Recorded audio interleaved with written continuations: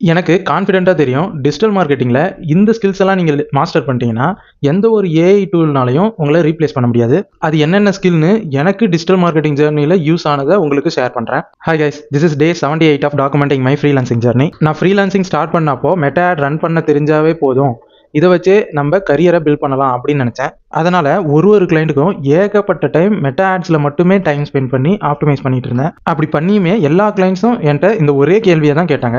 ஏன் என் வெப்சைட்ல எந்த கன்வர்ஷனும் நடக்க மாட்டுது, நிறைய கிளிக்ஸ் மட்டும் வருது ஆனா யாரும் வாங்க மாட்டாங்க அப்படின்னு என்கிட்ட கேட்டாங்க.